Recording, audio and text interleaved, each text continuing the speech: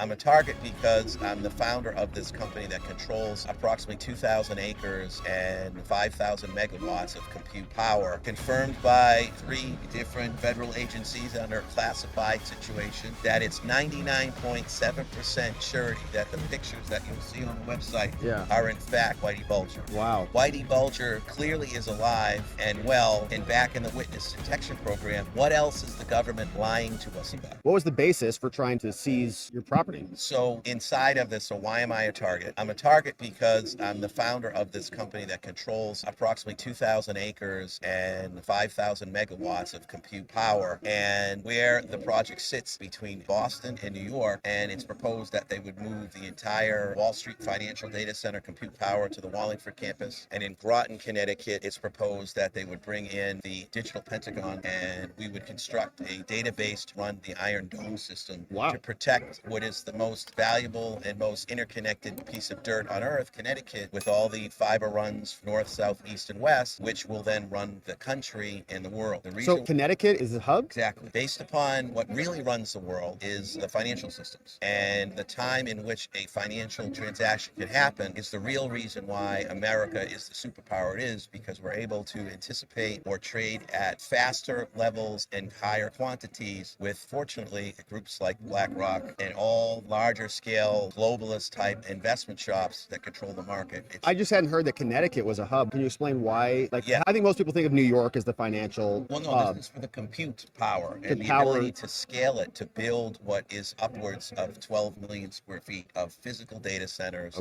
in an area that's on direct fiber that is in between all the subterranean or submarine lines, subsea lines of fiber that run the gamut of the globe. Connecticut, with basically a hub, these data centers become basically a supercomputer to run the globe and everything within the globe, including financial streaming and the now chat GTP or AI, which will be very important to the government in its downsizing and having a place to be able to compute all that data as hopefully we go more into autonomous or AI generated government services to lighten the load of our Doge, is working with this. And one of the most interesting things we haven't even really told part of the story. So in who my enemy is, or who all America's enemy is, and who the they is what I've uncovered. We're going to go to chapter 2 of this pretty amazing story. So the they in my narrative is the 1.11% of the globalist administrative state with federal government, and it would be directly in this narrative, as I mentioned earlier, the Biden family is partners with the Bulger family.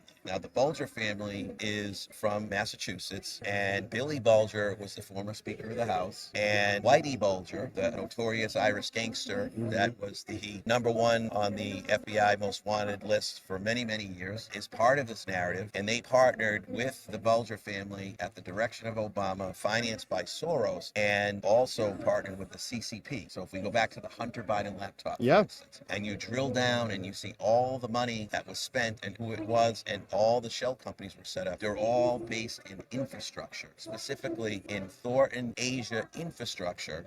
That is the data center project that I basically stumble into, and that is a different project from us that they failed at. So they basically could not get their act together, and in 2015 to 2018 they blow $50 million at Mohegan Hill, and I basically come onto the scene with a idea to create a corridor to bring supercompute power so that we can actually handle all the needs of the federal government. And I was leaving the Monaco Data Show, and this is in the May of 2023, and I've already been working with the FBI, who we started proffering in the fall of 2021 about this ridiculous story that you're hearing about, and all the types of psyops that was taking place and all their attempts to frame me for crimes I did not commit. And I come out over the balcony in Cannes, France, and I look down as I'm on the phone with the FBI SAC in charge, Joseph Bonablata, and my handler, James Michael Doyle. I'm staring over the balcony, and if you guys check out God Truth America, I lay my eyes on, to my dismay and shock, Whitey Bulger, who is not dead and alive and well, and basically the alleged death that the government staged in 2018 was actually a jailbreak to break him out of prison to put him back into witness protection, because his deal that he made with the federal government back at the trial under the Obama administration in Boston, being headed up by Mueller and the secret courts of Massachusetts, is Bulger Bulger had every intent on the last day of trial to tell the world how corrupt the government really is, and he was going to name all the names from the beginning when he was in Alcatraz in the MK Ultra, and the fact that he was really just a CIA asset with a license to kill and steal throughout the globe,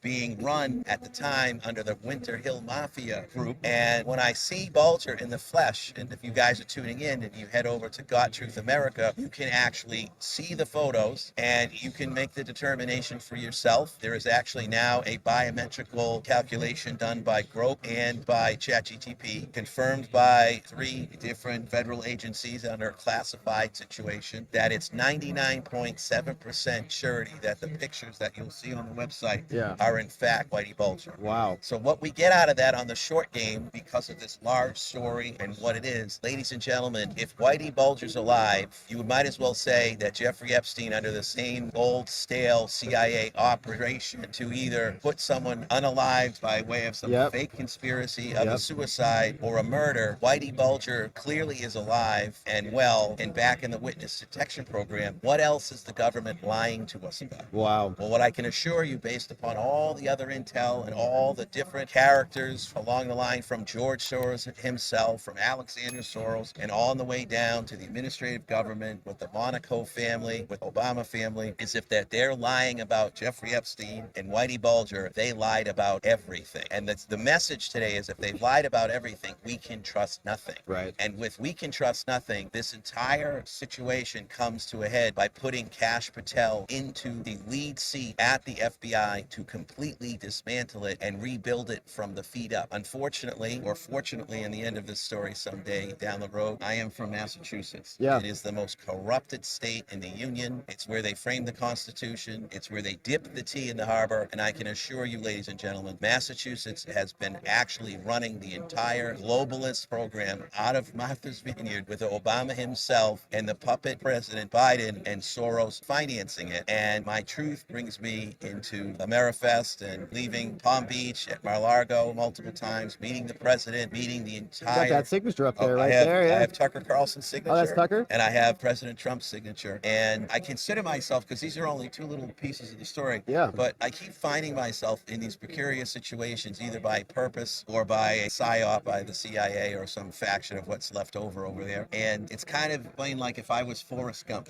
but I'm Nicky Gump. And it's very interesting. My Lieutenant Dan in this narrative is actually the former general manager of the Boston Red Sox, who has come on national television with me. We're very excited about Wayne Allen Root, who broke the story. And we had done, a rundown with Wayne Allen Root, and we posted the pictures for the world to see. But Dan Duquette, being the most honest man in baseball, and was the general manager that outed the doping scandal and did not like what was happening in Major League Baseball. As a result, they basically canceled him for many years in the baseball. He is now my partner, and I would think one of the apostles of this wild story. Yeah. And then we go to faith and truth and responsibility. Yep. So while all these ridiculous stories I'm telling your listeners about, and you would say, well, Jesus, that's unusual. How did that happen? This, that, and the other thing. Ladies and gentlemen, the sheer chance by the act of God that I happened to lay my eyes on, the only gentleman on earth that could relate to what was happening to me from my hometown in Boston, Massachusetts, that would inform and provide me what the knowledge I needed to have of how corrupt everything was. And basically, he didn't peel the curtain back. He didn't let me peek. He burned the theater of fake justice and the administrative deep state in front of my eyes. I saw Whitey Bulger, and I then reported it to the FBI, as I said earlier. But the key was, it's a 1 in 8 billion to 1 chance that I happen to run into the only guy in the world that I can relate to. And we go back to the beginning of the pod when I told you, well, who's partners in Burisma